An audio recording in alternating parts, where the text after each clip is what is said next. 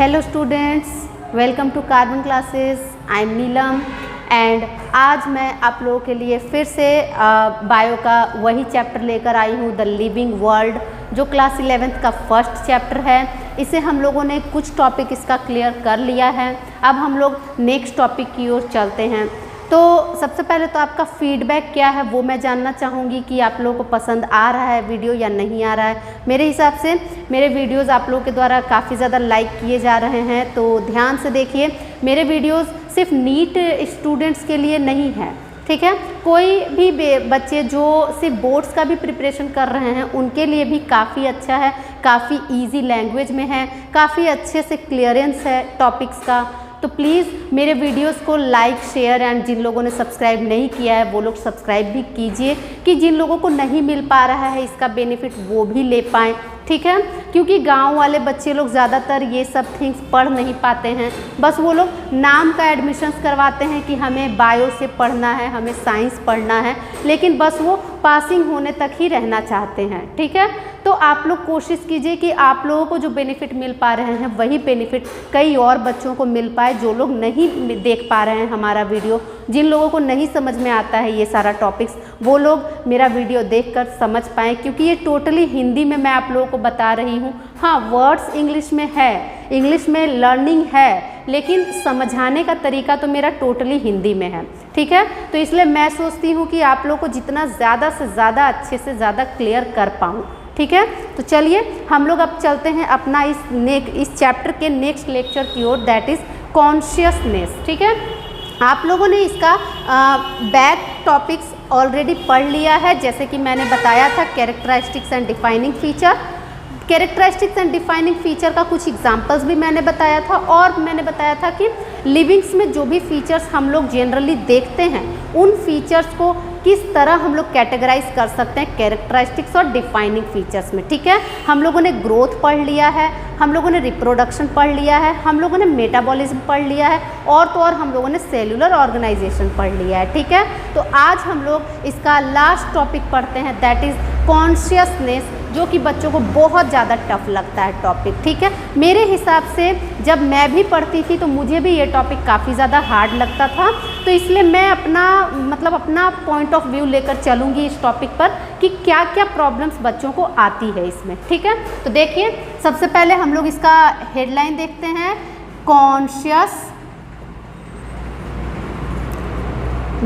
ठीक है। Consciousness actually में है क्या? कॉन्शियसनेस मीन्स चेतना, ठीक है। हिंदी में हम लोग उसे चेतना कहते हैं। कहा जाता है ना कि हम लोगों में फीलिंग्स होती हैं, ठीक है, हम लोगों में फीलिंग्स होती हैं। कई बच्चों को नाम देख के ही काफ़ी ज़्यादा हार्ड टर्म लगता है, कॉन्शियसनेस तक कौन पढ़ेगा इसको, ऐसे लोग सोचते हैं। लेकिन प्लीज़ आप लोग इस पर ध्यान दीजिए, क्योंकि ये सिर्फ छोटा सा टॉपिक आज के लिए है आपका, आगे चल के ये काफ़ी बड़ा होने वाला है टॉपिक, ठीक है। आप लोग का पूरा एक पूरा चैप्टर है इसके ऊपर, न्यूरल कंट्रोल, न्यूरल कोऑर्डिनेशन, इन सब के ऊपर एक पूरा चैप्टर है। तो इसे आप लोग बेसिकली अच्छे से समझ के रखिएगा, तभी ना आप लोग आगे बढ़ पाइएगा, ठीक है। मेरे नीट स्टूडेंट्स के लिए तो ये स्पेशल है ही, मैं इसमें बता ही दे रही हूँ कि किस किस तरह का क्वेश्चन आपको मिलने वाला है, ठीक है। लेकिन प्लीज़ बोर्ड प्रिपरेशंस करने वाले बच्चे, जैसे कि ICSE बोर्ड, CBSE बोर्ड, और तो और बिहार बोर्ड, हर बोर्ड्स के लिए ये काफ़ी इंपॉर्टेंट टॉपिक है। आप लोग अच्छे से इसको समझिए कि क्या है। देखिए, कॉन्शियसनेस जो कि काफ़ी टफ लगने वाला टॉपिक है, इसे हम लोग काफ़ी अच्छे से इजी ढंग से इसे हम लोग डिस्कस करते हैं, ठीक है। कॉन्शियसनेस को डिस्कस करने में थोड़ा सा बड़ा पॉइंट ऑफ व्यू देखना है हम लोगों को, इसलिए इसको मैं अलग से समझा रही हूँ आप लोगों को, ठीक है। अच्छे से इसको मैं समझा रही हूँ। सबसे पहली बात तो ये जो कॉन्शियसनेस है, जो चेतना, जो हम लोग फीलिंग्स, सिंपल सी बात फीलिंग्स, ये क्या नॉन लिविंग्स में होती हैं? कभी नहीं, कभी नहीं, कभी भी नहीं, ठीक है। तो नॉन लिविंग्स में तो ये होती ही नहीं है। अगर इसको हम लोग करें कि नॉन लिविंग्स में, तो नो, ठीक है, नॉट एट ऑल। लेकिन यही लिविंग्स में तब ऑलवेज, ओके। लिविंग्स में always, livings even if unicellular से लेकर मल्टी सेलुलर तक, इवन इफ प्रोकैरियोट से लेकर यूकैरियोट तक, जैसा भी ऑर्गेनिज्म है वो हमेशा हमेशा कॉन्शियसनेस शो ऑफ करता है, ठीक है, अपनी चेतनाओं को दिखाता है, प्रदर्शित करता है, ठीक है, मतलब कि वो तरह तरह के फीलिंग्स को सहता है और फिर उसको अपने अंदर शो ऑफ करता है अपने बॉडी में, ठीक है, मतलब रिस्पॉन्स देता है किसी तरह का, ठीक है। लेकिन कुछ टर्म है जिसमें बच्चों को थोड़ा सा डाउट होता है, चलिए हम लोग इसको पूरा डिस्कस करेंगे तो अपने आप सारी बातें आप लोग को क्लियर हो जाएगी, ठीक है। तो लिविंग्स में ऑलवेज होता है, पक्की बात, नॉन लिविंग में कभी नहीं होता है, पक्की बात। तो सिंपल सा बात, ये कॉन्शियसनेस क्या कैरेक्टरिस्टिक फीचर होगा या डिफाइनिंग फीचर होगा, क्या होगा? अब आपके अंदर तुरंत आंसर आ गया होगा कि ये कौन सा फीचर होगा, ये है डिफाइनिंग फीचर, डिफाइनिंग फीचर, ठीक है। क्या है ये? डिफाइनिंग फीचर है। क्यों? क्योंकि सिंपल सी बात, अभी मैंने बताया कि कभी भी नहीं होता है ये नॉन लिविंग में, लेकिन लिविंग में तो होता है, लिविंग में ऑलवेज होता है, ठीक है। लिविंग कैसा भी हो उसमें ये कॉन्शियसनेस फीलिंग होता है, ठीक है। चलिए अब इसको हम लोग और डिफाइन करते हैं। अब हम लोग आ जाते हैं इस कॉन्शियसनेस को थोड़ा सा तोड़ मरोड़ कर हम लोग समझते हैं, ठीक है।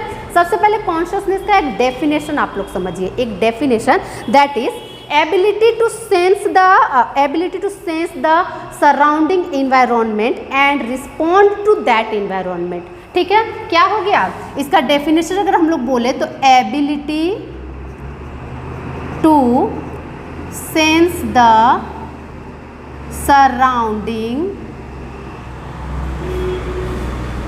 environment and respond to that stimulus, respond to that stimulus, ठीक है। क्या है सो देखिए, ठीक है। तो देखिए अब आप लोगों के सामने एक और नया वर्ड आया, दैट इज स्टिम्युलस, ठीक है। स्टिम्युलस, स्टिम्युलस क्या होता है? उद्दीपन। जैसे कि हमारा जो इन्वायरमेंट है, इन्वायरमेंट में अगर किसी तरह का चेंज हुआ तो उसे हम लोग कहते हैं स्टिम्युलस, ठीक है। सबसे पहली बात आप लोग को कॉन्शियसनेस समझ में आना चाहिए। कॉन्शियसनेस का मीनिंग होता है चेतना हिंदी में, ठीक है। और कॉन्शियसनेस को अगर हम लोग डिफाइन करें तो क्या है? Ability to sense the surrounding environment and respond to that stimulus. हमारे सराउंडिंग, हमारे आसपास जो भी इन्वायरमेंटल फैक्टर्स हैं, ठीक है, हमारे आसपास जो भी इन्वायरमेंटल फैक्टर्स हैं, इवन कौन कौन से वो फैक्टर्स हो सकते हैं वो भी मैं आपको बताऊंगी अभी। जो भी इन्वायरमेंटल फैक्टर्स हैं उसमें उसको हम लोग फील करते हैं, हम लोग उसे ये सेंस करते हैं, ठीक है, सेंस करते हैं, फील करते हैं और फिर उसके अकॉर्डिंग हम लोग रिस्पॉन्ड देते हैं, ठीक है। उसी स्टिम्युलस के अकॉर्डिंग हम लोग रिस्पॉन्ड देते हैं, तो इसे क्या कहते हैं? इसे हम लोग कहते हैं कॉन्शियसनेस। इस प्रोसेस को कहा जाता है कॉन्शियसनेस, ठीक है। तो ये तो हो गया सिंपल सी बात। अब इस टॉपिक में आपको सबसे पहले समझ में आना चाहिए दो टर्म्स। एक आ गया यहाँ पे सेंसिटिविटी, ठीक है, एक टर्म आ गया सेंसिटिविटी, ठीक है, दूसरा टर्म आ गया स्टिम्युलस, ठीक है, स्टिम्युलस। तो दो टर्म्स कहाँ से आए? सबसे पहले ये देखिए, sense the surrounding environment. Sense the surrounding environment मतलब सेंसिटिविटी, ठीक है। सेंसिटिविटी, हम लोगों के अंदर सेंसिटिविटी होती है, लिविंग्स के अंदर सेंसिटिविटी होती है, ठीक है। सेंसिटिविटी का मतलब हम लोगों में फीलिंग होती है, कुछ भी चेंज आया हमारे इन्वायरमेंट में तो हमारे अंदर फीलिंग आई, ठीक है, किसी तरह की तो फीलिंग आई। आज आप लोगों, ज़्यादातर बच्चे घरों में कह रहे होंगे बहुत गर्मी है, बहुत गर्मी है, कहते हैं ना, पसीना चल रहा है सबको, ठीक है। तो क्या हुआ कि आप लोगों को बहुत गर्मी है बोलना पड़ रहा है, और क्या हुआ कि आप लोगों को पसीना चल रहा है इतना ज़्यादा? क्या हुआ? हमारे इन्वायरमेंट का टेम्परेचर ज़्यादा हो रहा है, हो रहा है।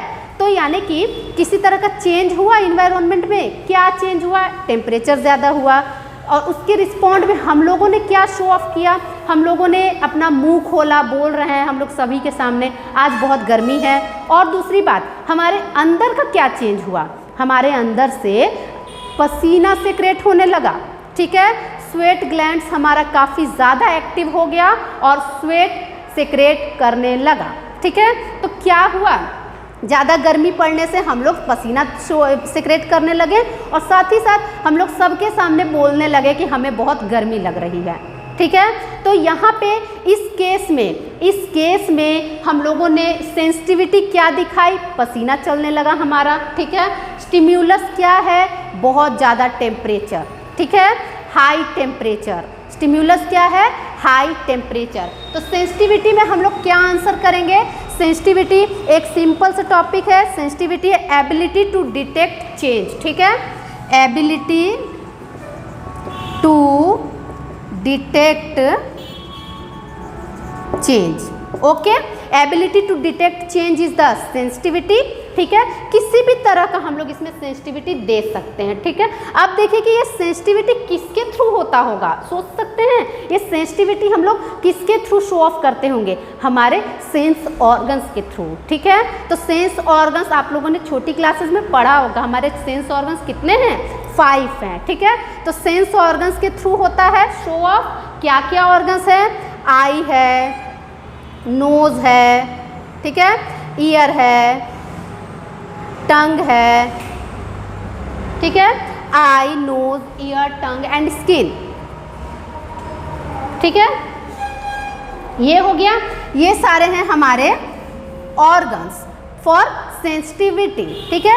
इसी में हमें पता चलता है कि इसी ऑर्गन्स के थ्रू हमें पता चलता है कि हम लोग कुछ सेंसिटिविटी दिखा रहे हैं, ठीक है, किस तरह का सेंसिटिविटी हम लोग शो ऑफ कर रहे हैं। जनरली हमारा सेंसिटिविटी स्किन के थ्रू ही शो ऑफ होता है ज़्यादातर, ठीक है। अच्छा, नेक्स्टली स्टिम्युलस में क्या क्या हम लोग आंसर कर सकते हैं, स्टिम्युलस कैसा कैसा हो सकता है। अगर हम लोग ब्रॉड सेंस में कहें, अगर हम लोग कलेक्टिव फॉर्म्स में कहें तो क्या क्या हो सकता है, फिजिकल स्टिम्युलस हो सकता है, फिजिकल, नेक्स्ट केमिकल हो सकता है, नेक्स्ट बायोकेमिकल हो सकता है, बायोलॉजिकल हो सकता है, बायोलॉजिकल, ठीक है। फिजिकल हो सकता है, केमिकल हो सकता है, बायोलॉजिकल हो सकता है स्टिम्युलस, ठीक है। अब ये फिजिकल, केमिकल, बायोलॉजिकल क्या है ये भी आपको बता दूं।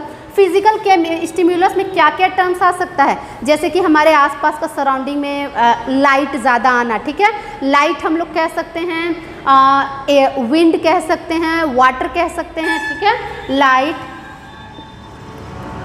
विंड, वाटर, ETC, ठीक है। केमिकल में हम लोग क्या कह सकते हैं, सॉल्ट कह सकते हैं, ठीक है, salt, then sugar, ETC etcetera कुछ भी हो सकता है।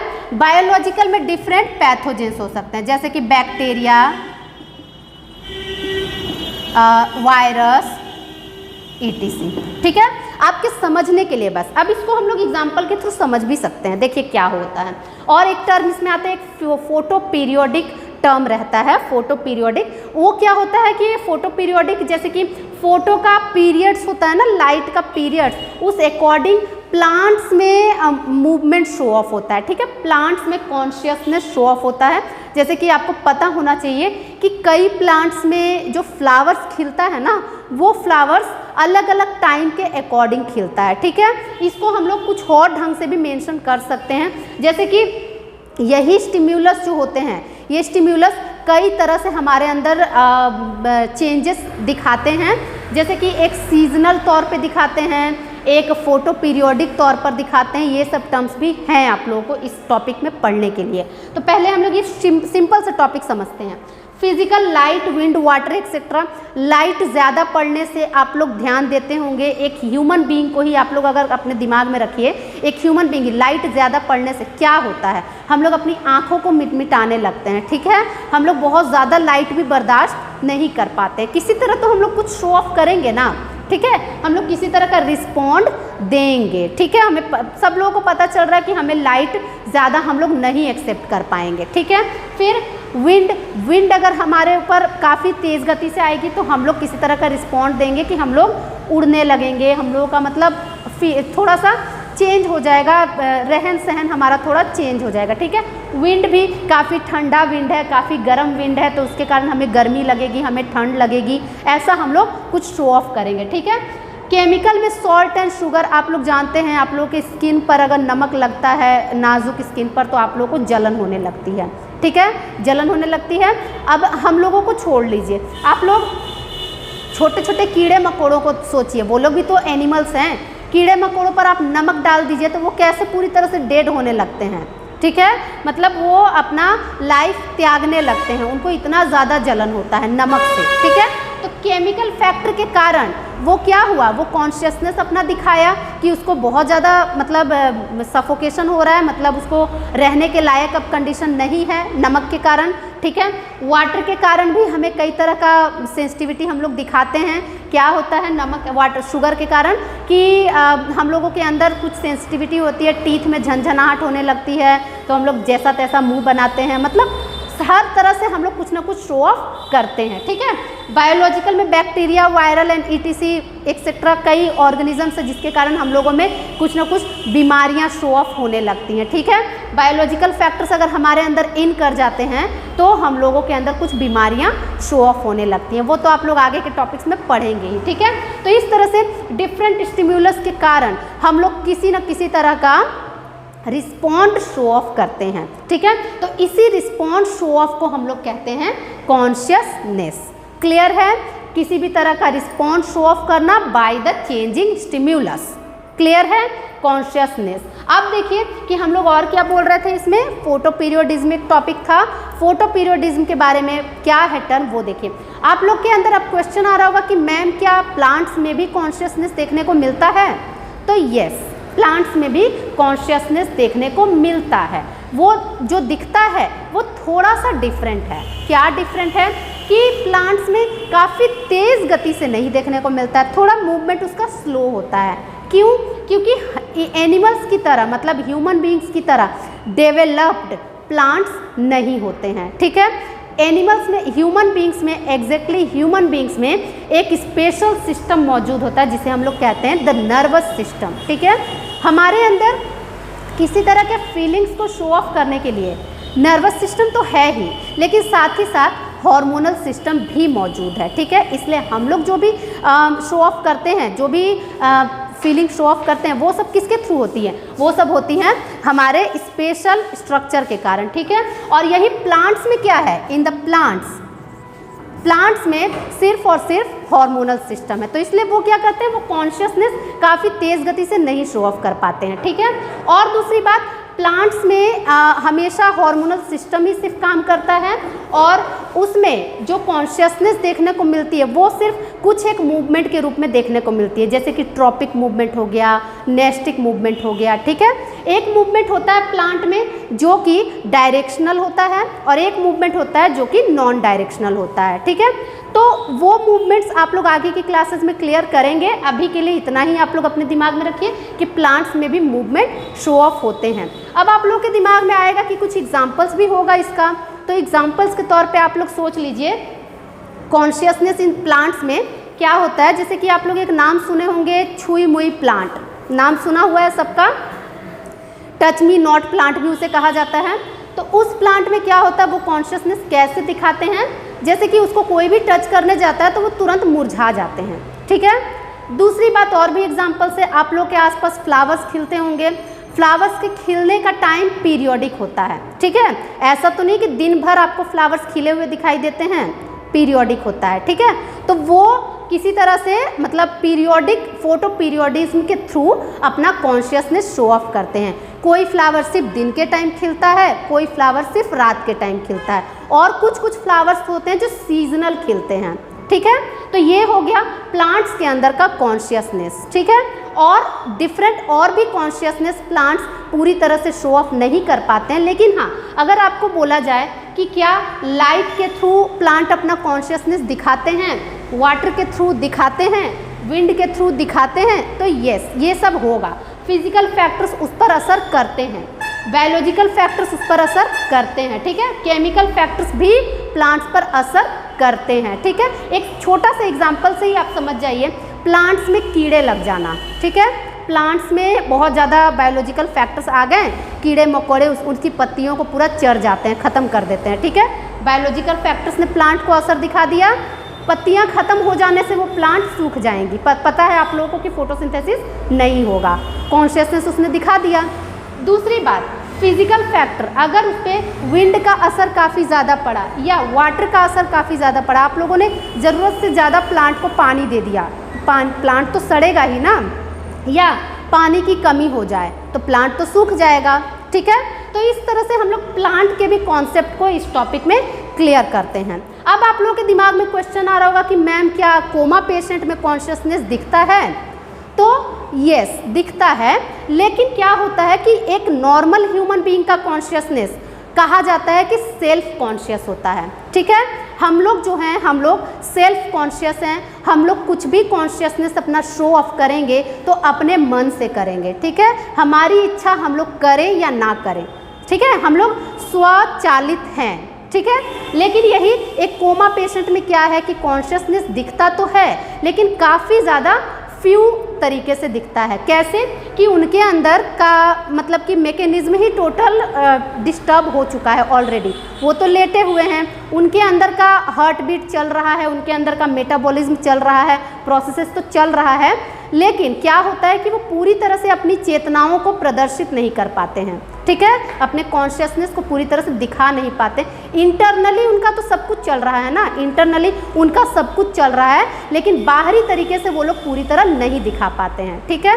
इंटरनली सारा प्रोसेस चल रहा है लेकिन एक्सटर्नली वो लोग कुछ भी नहीं, अपने हाथ पैर नहीं हिला सकते हैं। लेकिन हम लोग क्या करते हैं, तुरंत अपना हाथ पैर हिलाना चालू कर देते हैं, कुछ भी हमें फीलिंग होती है हम लोग अपना हाथ पैर हिलाना चालू कर देते हैं। ठीक है, तो कॉन्शियसनेस कोमा पेशेंट में भी दिखाई देती हैं लेकिन काफ़ी छोटे रूप से दिखाई देती हैं, इसलिए हम लोग कहते हैं कि कोमा पेशेंट में सेल्फ कॉन्शियसनेस नहीं होती है, लेकिन इन ह्यूमन बीइंग में सेल्फ कॉन्शियसनेस होता है। ठीक है, तो ये था हमारा कॉन्शियसनेस के ऊपर वीडियो। शायद आप लोगों को ये वीडियो बहुत पसंद आएगा। ठीक है, क्योंकि मैंने इसमें ईच एंड एवरी टॉपिक को अच्छे से डिस्कस किया है। हर बच्चे इसको देख सकते हैं, छोटी क्लासेस के बच्चे भी देख सकते हैं, क्लास 11th के बच्चों के लिए तो है ही। और प्लीज़ मेरा रिक्वायरमेंट है कि आप लोग गाँवों के बच्चों को ज़्यादातर ये वीडियो दिखाइए ताकि हिंदी में वो लोग भी अच्छे से इसको समझ पाएँ। ठीक है, थैंक यू।